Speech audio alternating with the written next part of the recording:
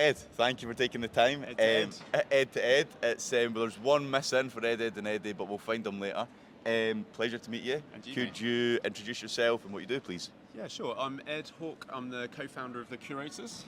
We're a high-protein snacks brand, but we're not sweet, we're savoury. So things like crisps and biltong and getting that nutrition into you for busy, kind of active consumers. That's our world. That's a B word I like, man, because biltong is definitely up there, one of my favourite things to snack on, so it's We'll very hook you cool. up, don't worry. Oh, mate, absolutely. But you run as well? I do, yeah, recreationally, yeah. I'm not a competitive runner, but just I live out in the countryside, bit like Simon, just want to get out and get fresh air. It's all about just the mental well-being for me. So yeah, maybe tell us a bit about that. So see, what made you sort of start and think, right, I want to start running, and then what's sort of got you hooked? Because a lot of people, when they start, that's it. Yeah.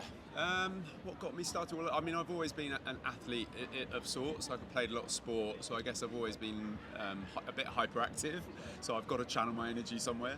And as I'm getting older, I'm just conscious of just keeping on top of that fitness. Unfortunately, I step out my door into the sort of Surrey Hills countryside, and it's just beautiful. So it wasn't really difficult. Just put the shoes on and run, kind of thing. And then after that, the bug is just about the adrenaline you feel, that buzz afterwards, that kind of knowing you've done something good for you, the kind of connection to nature. It just sort of happened. And now if I don't run for a week, I feel like disconnected, if you know what I mean. That's an interesting way to put it, I think, because it definitely does make you have to align yourself with your body in many ways. Yeah. Pace, breathing, etc. When you're running, so we talked about obviously mental health benefits are there, that feeling of connection, but physically, how do you feel after a run? Amazing, yeah.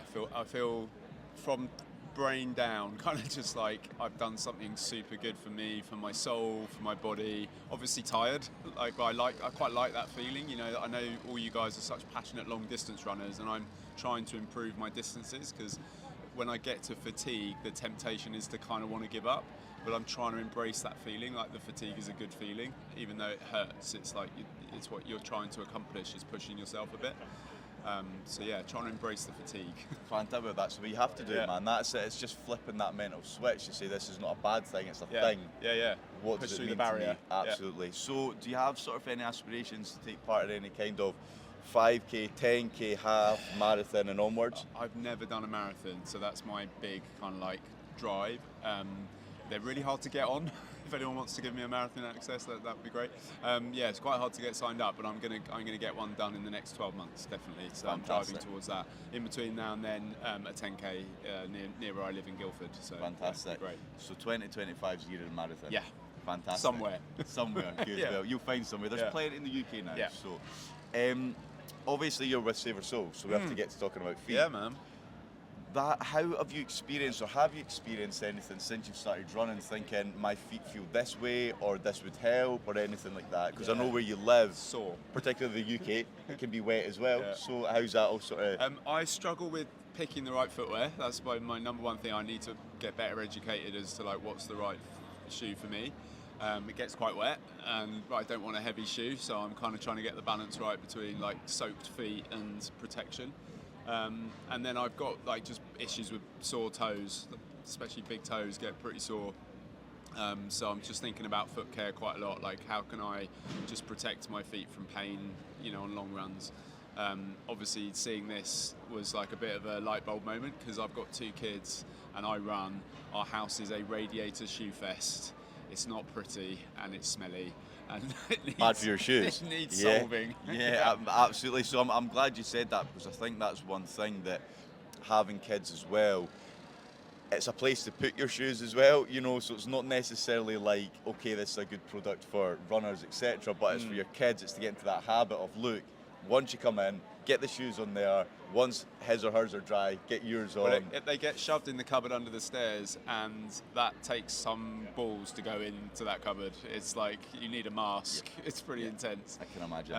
And my other half, my wife, obviously has to sort of just suffer it a little bit. So I think when there are different solutions out there that might make life a bit easier, I think she'll be on board. Absolutely. Yeah. And I suppose looping back, you said your big toe. That's the big one, right? Yeah. That's the one that people seem to get hurt. It's the toenail that seems to come off first. Yeah. That usually comes down to just like traction not being there in the shoe, usually down to your feet being a bit sweaty. It tends to be, so it's just bashing, and that sort of trauma ultimately causes your nail to die. Yeah. That's something that having dry shoes does help with. Yep. Is there anything else you've done that you've thought, okay, this has helped? Inner soles, I've got slight different in my leg length, so quite a big difference in my leg length. So I do have an orthotic in one of my shoes. That's definitely helped a little bit with hip soreness and hip pain. But yeah, they're the main things, to be honest. I mean, because I'm not doing like mega distances, I'm not like really suffering with it, but just conscious as I build up to doing marathon length, I'm going to need to know my stuff, because it could be a problem otherwise. Absolutely, and I think what's important is, I guess, when it's something like that, first, but even people who have been doing it their whole life, ultimately, is you have to train regularly. You have to build up your distances. You have to get comfortable in those uncomfortable feelings. Yeah. One thing that we encountered when we started this brand was that, again, it was wet shoes was stopping people doing that because there were so many sort of different ideas out there to dry them, and none of them were quite right.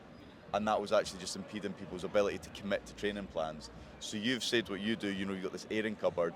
How do you dry your shoes at the moment? I mean, it's radiators.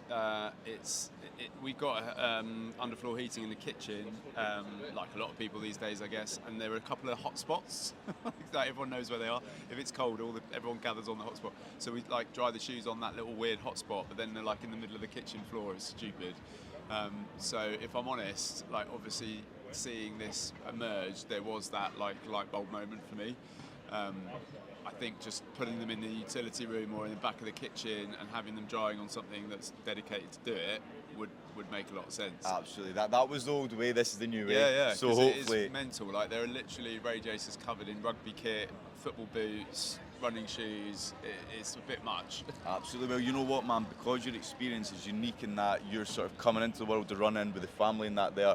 We'd love to hear your thoughts when you start using that camera, and it'd be great to find out some early feedback. I'm absolutely all in. I can't wait. Like, and it also, I'm saying genuinely, like I think having a unit that doesn't look ridiculous is really important as well. Like, as much as it's a practical piece of kit, it actually looks really cool as well, and it will just sit in the corner just ready to go and then get loaded up, and yeah, I'm dead excited. One of the things that a lot of people that have come to the stand, it's what is that? Yeah.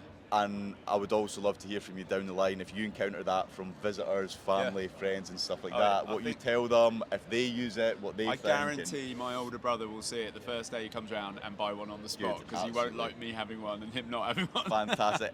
Life's a competition, mate, so we're in it to win it. But thank you very much, Ed, for taking your time, and it was a real pleasure. Thank you.